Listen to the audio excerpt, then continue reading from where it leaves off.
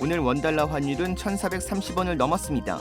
채권 이자도 급등하고 있는 가운데 남가주 지역 휘발유 가격도 다시 오름세로 돌아섰습니다. 캘리포니아주가 불법 체류자들에게도 신분증을 발급하기로 결정하고 학비와 의료 혜택도 지원할 계획입니다. 신고를 받고 출동한 경찰이 한 남성을 사살했는데 알고 보니 신고자여서 자세한 경위를 조사 중입니다. 경찰이 20대 여성을 수갑 채워 순찰차에 구금했는데 선로에 있던 순찰차가 열차와 충돌해 20대 여성이 중상을 입는 사고가 벌어졌습니다. 제49회 LA 한인축제가 성황리에 막을 내렸습니다. 3년 만에 재개된 축제에는 40만 명 이상이 방문하며 높은 관심을 보였습니다.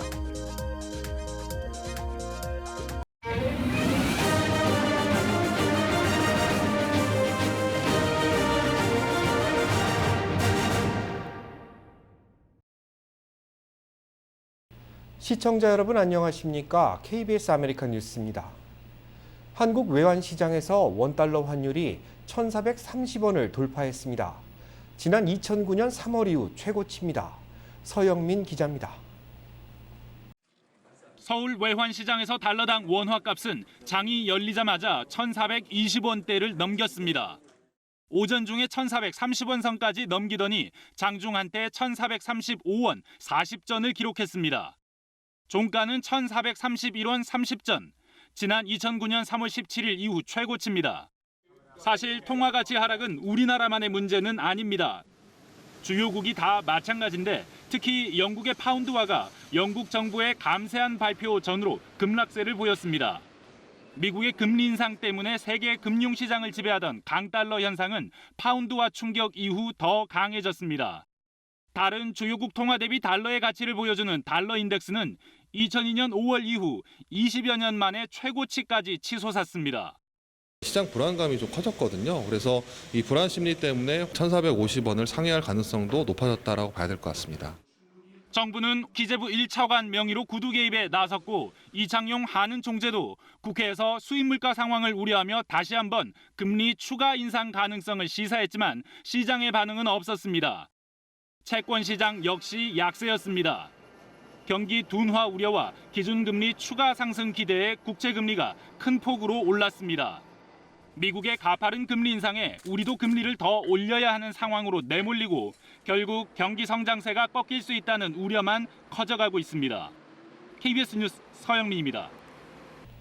남가주 지역의 휘발유 판매가가 또다시 오름세를 기록했습니다. 지역에 따라 갤런당 6달러가 넘는 주유소도 나오고 있습니다. 자동차협회 트리플A는 오늘 LA 카운티 평균 휘발유 판매가가 5달러 84센트를 기록했다고 밝혔습니다. 주말인 어제보다 4.1센트 오른 가격입니다. LA 카운티 지역의 휘발유 판매 가격은 24일 연속 상승세를 기록했습니다. 오렌지 카운티 휘발유 판매가도 6달러를 넘보고 있습니다. 오늘 평균 판매가는 5달러 83.1센트를 기록해 어제보다 2.3센트 올랐습니다. 유가정보 서비스국은 남가주 지역 정유소들이 잇따라 시설 점검에 들어가 휘발유 공급에 차질이 발생하고 있다고 밝혔습니다. 이번 점검은 원유 재고량 급감에 따라 저장고 이상 유무를 확인하기 위한 것으로 전해지고 있습니다. 한편 유가 상승에 따라 상대적으로 저렴한 가격에 휘발유를 공급하고 있는 코스트코와 샘스클럽 주유소에는 연일 긴 줄이 이어지고 있습니다. 높아진 물가 상승에 대응하기 위해 뉴욕주도 인플레이션 구제 지원금 지급을 결정했습니다. KBTV 전상희 기자입니다. 캐시 호컬 뉴욕 주지사 사무실은 어려운 뉴욕 주민들이 인플레이션에 대응할 수 있도록 인플레이션 구제 지원금 프로그램을 기획하게 됐다고 밝혔습니다. 지급 대상은 2021년 세금 보고를 기준으로 저소득층 기준에 속하면 됩니다. 뉴욕주는 지원금을 받는 주민들은 따로 작성해야 하는 지원서는 없지만 뉴욕주 세금 보고를 위한 주소는 반드시 확인해 줄 것을 당부했습니다. 해당 지원금은 빠르면 다음 달 말부터 지급이 시작될 것이라고 밝혔습니다. 뉴욕주는 대략적인 수치를 밝힐 수는 없지만 아동수당 지급 대상자 25%에서 100% 사이 가정이 대상이 되며 금액은 차등 지급되는 것으로 알려졌습니다.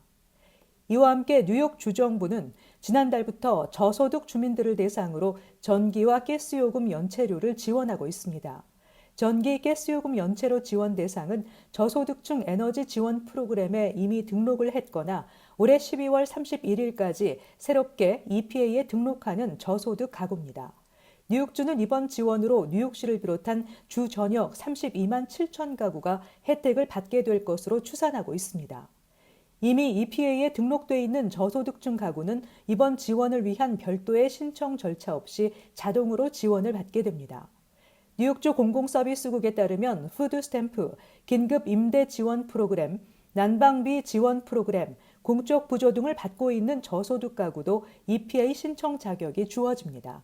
KBTV 뉴스 전상입니다.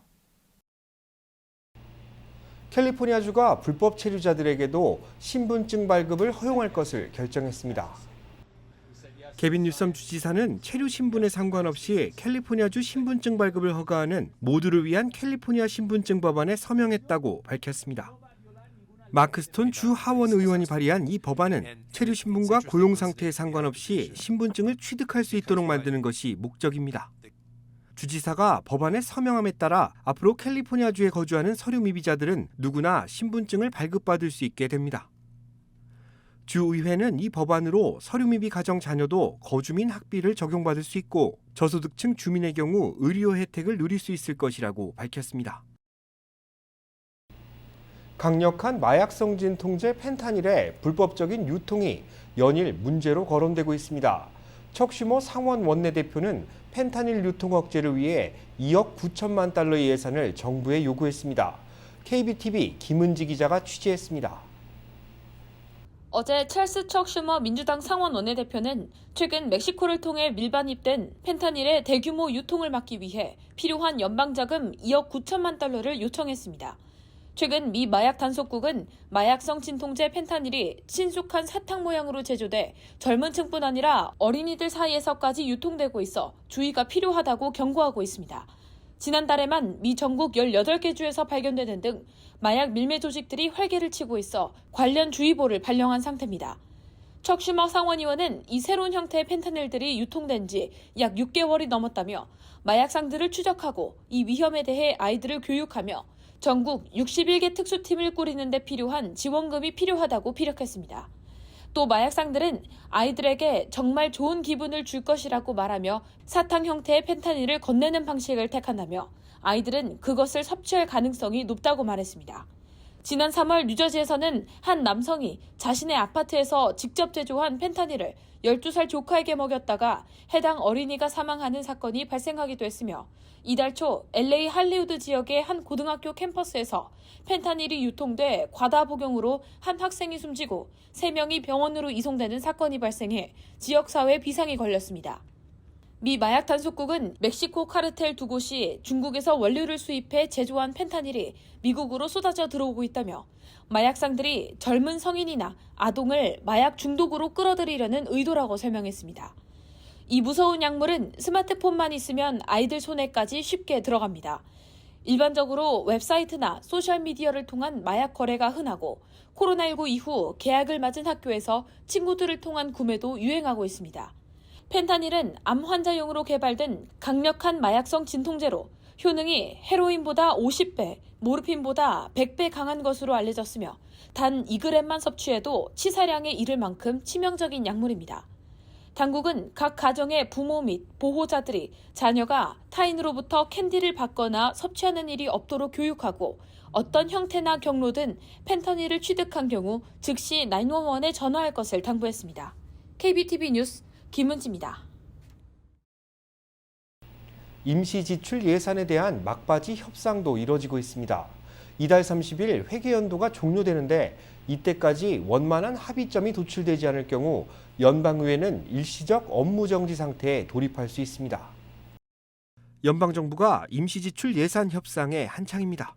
임시지출 예산 중 하나인 우크라이나 지원 예산에 대해서는 여야 모두 이견이 없기 때문에 120억 달러의 예산이 편성될 것으로 보입니다. 문제는 코로나19 지원 예산입니다. 모두 224억 달러가 배정됐는데 공화당은 코로나19 지원에 대한 추가 예산 편성은 필요 없다는 입장을 고수하고 있어 좀처럼 입장차가 좁혀지지 않고 있습니다. 에너지 독립 안보 법안도 임시지출 예산 처리 과정에 변수로 꼽힙니다. 이 법안은 척 슈머 민주당 상원 원내대표가 인플레이션 감축법 처리를 위해 약속한 내용인데 공화당과 민주당 양당에서 고르게 반대 목소리가 나오고 있습니다. 중간선거를 앞둔 여야 모두 정부의 일시적인 업무 정지 상태, 이른바 셧다운은 피하자는 입장입니다. 하지만 양당의 입장차가 좁혀지지 않고 있는 만큼 최악의 상황도 염두해야 한다는 우려도 나오고 있습니다. 정식 예산 편성은 오는 11월 중간선거 이후 논의될 예정입니다. 가정폭력 신고를 받고 출동한 경찰이 총을 들고 나오는 10대 남성을 사살했습니다. 그런데 숨진 남성이 신고자로 밝혀지며 논란이 일고 있습니다. 보도에 윤범수 기자입니다. 911 센터로 들어온 한 통의 신고 전화. My dad is drunk and he started beating on my mom and I tried to get involved and now he attacked me. 신고자는 이후에도 또 한 번 911 전화를 걸며 다급하게 도움을 호소했습니다. 잠시 후 출동한 경찰이 집 마당에 들어서는 순간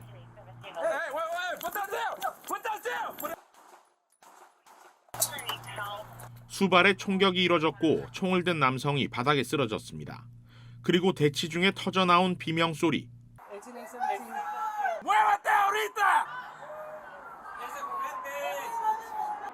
현장에서 숨진 용의자는 다름 아닌 911에 신고 전화를 한 19살 아들이었습니다. 소지하고 있던 라이플과 권총은 비비탄이 장전된 공기총으로 확인됐는데 이 때문에 경찰이 너무 성급하게 총격을 가한 것이 아니냐는 논란이 일고 있습니다. 그러나 경찰은 진짜 총과 구분이 불가능한 상황에서 어쩔 수 없는 대응이었다는 설명입니다. 그러면서 아들이 경찰을 향해 총을 겨누는 모습도 공개했습니다. Investigators also determined that there was no evidence of domestic violence between the mother and father, as Herrera had indicated in the 911 call. 실제 경찰이 도착했을 당시 집안에는 엄마와 아빠, 아들이 함께 있었는데 특별히 이상한 점은 보이지 않았습니다. 그럼에도 19살 아들이 왜 이 같은 행동을 했는지에 대해서는 아직 여러 의문점이 많습니다. 아들이 엄마와 자신을 지키려다 사살된 것인지 부모가 가정폭력을 은폐하려고 했는지 여부도 아직 확실치 않습니다. LA 경찰국은 현재 총격을 가한 경관을 직무정지시키고 자세한 사건 경위를 조사하고 있습니다.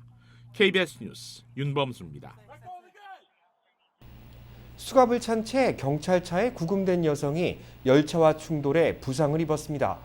수사당국은 경관의 부실 대응 여부를 조사하고 있습니다. 김경일 기자입니다. 고속도로에서부터 시작된 경찰 공개 영상은 잠시 후 트럭을 세워 여성 운전자에게 수갑을 채웁니다. 그리고는 경찰은 여성 운전자인 리오스 곤잘레스를 순찰차 뒷좌석에 구금했습니다. 여성 운전자는 중범죄 혐의를 받고 있어 차량에 무기가 있는지 수색하기 위한 조치였다는 게 경찰의 설명입니다.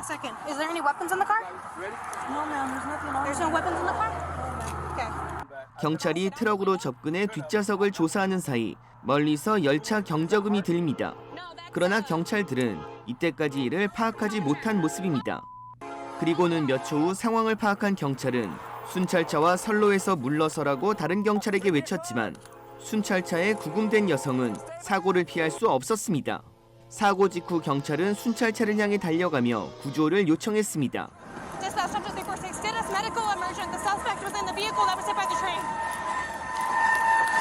순찰차에 구금됐던 곤잘레스는 병원에 도착했을 때까지 의식이 없었습니다. 9개의 갈비뼈가 골절되고 머리와 등, 팔을 크게 다쳤지만 목숨은 건졌습니다. 곤잘레즈 변호사는 곤잘레즈가 열차 경적 소리를 듣고 기차가 자신을 향해 달려오는 것을 봤다며 그녀가 경찰들의 주의를 끌기 위해 소리를 질렀고 수갑을 찬 채 어떻게든 문을 열어보려고 했지만 열 수 없었다며 철로 위에 차를 세우는 경우도 없고 철로에 주차하지 않았다면 이런 일이 발생하지 않았을 것이라고 강조했습니다. 경찰 측은 여성 운전자 차량에 다른 사람이 있는지 확인하려고 한 것으로 불과 몇 초 만에 용의자를 태운 순찰차와 열차가 충돌했고 사고 즉시 응급 지원을 요청해 구조 조치를 시작했다고 밝혔습니다. 콜로라도 수사국은 용의자이자 피해자가 된 곤잘레스의 상황과 철로 위에 주차한 경찰의 고의성 여부 등 여러 관점에서 사건을 조사 중이라고 밝혔습니다. KBS 뉴스 김경일입니다. 제49회 LA 한인축제가 지난 주말 성황리에 막을 내렸습니다. 3년 만에 재개된 코리안 퍼레이드에 대한 관심도 높았습니다. 뜨거운 열기 속에서 부채를 붙여가며 더위를 식히는 관객들. 무대 위에서는 열띤 노래자랑도 펼쳐집니다. 주말을 맞아 행사장을 찾은 방문객들은 입점 부스에서 마련한 게임에도 참여하고 장터를 둘러보며 한국에서 직송된 다양한 농수산품을 구매하기도 했습니다. 한류를 따라서 한국 음식에 대해서 인기가 높아지고 있기 때문에 우리 교포들뿐만 아니고 현지인들도 매우 좋아하고 있습니다. 행사장을 가득 메운 부스들은 더위도 잊은 채 홍보에 여념이 없었습니다. 많은 한인들이 시럽회에 진출할 수 있도록 도와주려고 왔습니다. 3년 만에 재개된 코리안 퍼레이드 역시 방문객들의 높은 관심을 받았습니다. 한인 커뮤니티와 관련 있는 120여 곳의 단체가 이번 퍼레이드에 참여해 행진했고 현대차와 기아 등 한국 기업들도 참가했습니다. 코리안 스피릿을 이렇게 해서 지금 많이 보여주는 거에 대해서 너무 기쁩니다. 한인들이 같이 모여서 이렇게 좋은 시간 갖는 거 보니까 너무 기분 좋고요. 한인 커뮤니티가 앞장서 미국의 경제와 문화를 이끌자는 메시지도 나왔습니다. 우리 동포 경제가 더 활성화되고 동포 사회가 더 활기차졌으면 좋겠습니다. K-pop, K-food, K-drama 완전히 난리잖아요. 너무 많은 사람들 나와 있네요. Spirit and the love of the Korean community is out here today and I just love them. LA 한인 축제는 내년에 50주년을 맞습니다. 역대 최대 규모의 다민족 축제가 될 것이라는 전망입니다. 내년 50주년에는 더 크게 더 잘하게 또 저희들 연구를 한번 해보겠습니다. 제49회 LA 한인 축제에는 40만 명 이상의 방문객들이 찾은 것으로 집계됐습니다. 나흘간 열린 이번 축제의 경제적 파급 효과는 2천만 달러, 원화로 280억 원에 달합니다. LA 동부 한인회와 전라북도가 문화교류 협력을 강화하는 협약을 맺었습니다. LA 동부 한인회는 지난주 16대 회장 이취임식에서 전북과 MOU를 체결하고 내년부터 LA 동부 지역의 한인 20명을 전북이 초대하고 동부 한인회는 한국 학생들을 초대해 문화교류를 확대해 나간다는 계획을 세웠습니다. 동부 한인회는 내년 방학 기간 한국 학생들에게 미주 지역 생활과 관광 등을 지원해 다양한 문화 체험의 기회를 제공할 계획입니다. 전북은 미주 지역 학생들을 초대해 투자 유치와 관광 산업 육성을 기대하고 있습니다. 유엔 총회 연설에서 유엔 주재 북한 대사가 한미연합훈련은 한반도를 전쟁으로 몰아가는 위험천만한 행위라고 비난했습니다. 보도에 한보경 기자입니다. 김성 유엔 주재 북한 대사는 한국과 미국의 합동 군사훈련이 한반도를 전쟁 상황으로 몰아가고 있다고 유엔 총회 연설을 통해 밝혔습니다.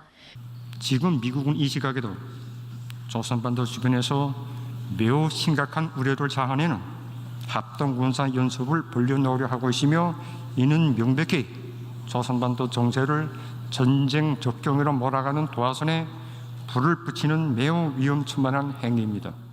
미국의 이런 적대 정책과 군사적 위협으로부터 평화와 안정을 지키기 위해 전술핵 선제 사용을 공식화한 핵무력 정책을 최근 법제화한 거라고도 했습니다.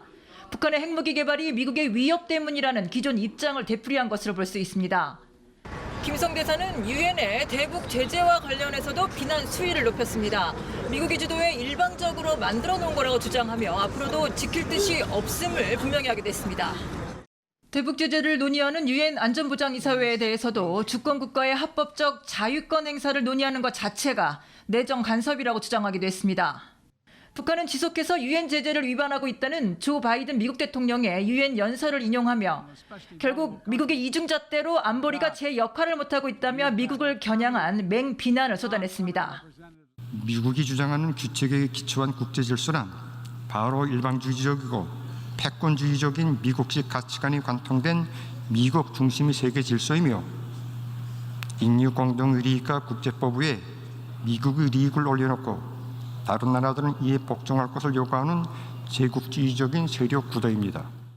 우리 정부에 대해선 특별한 언급 없이 연설을 끝낸 김 대사는 기다리고 있던 한국 취재진의 질문엔 아무런 대답을 하지 않았습니다.